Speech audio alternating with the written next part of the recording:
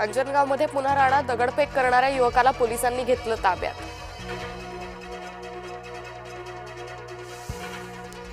धनगरांच्या मंदिराजवळ बळजबरीनं शिवरायांचा पुतळा, सोलापुरातील अंजनगावात संघर्ष, पोलीस तैनात।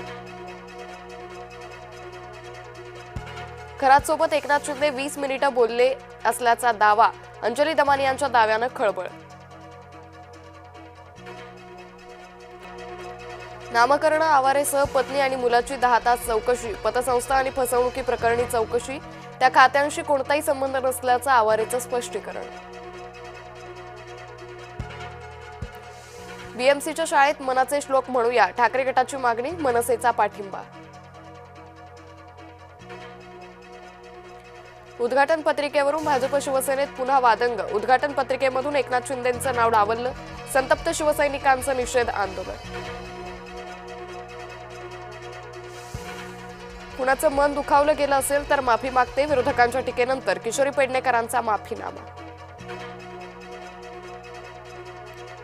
निवडणूक आयोगाला दिलेलं पत्र बाहेर कुणी दिलं, पत्राबाबत राष्ट्रवादीमध्ये अंतर्गत वादाला सुरुवात।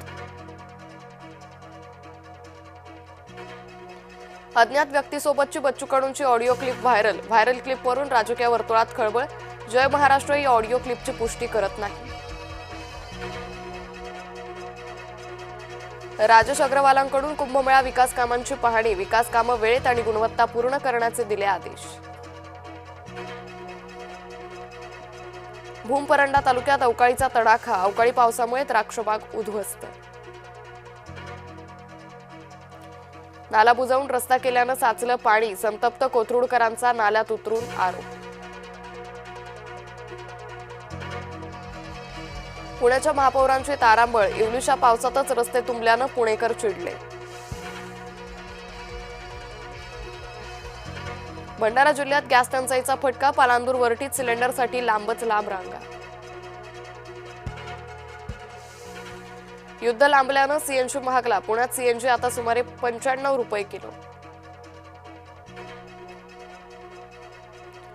नाशिक शहराचा पाणीपुरवठा येत्या शनिवार रविवारी राहणार बंद, जलवाहिन्यांच्या दुरुस्तीच्या कामामुळे निर्णय, काटकसरीनं पाण्याचा वापर करण्याचं पालिकेचं आवाहन। सिद्धिविनायक मंदिर न्यासाचं उत्पन्न 182 कोटींवर, मंदिर न्यासाकडून समाजभिमुख अर्थसंकल्प जाहीर। पाकिस्तानमध्ये पेट्रोल डिझेलमध्ये विक्रमी महागाई, पेट्रोल 458 तर डिझेल 520 रुपये प्रति लिटर।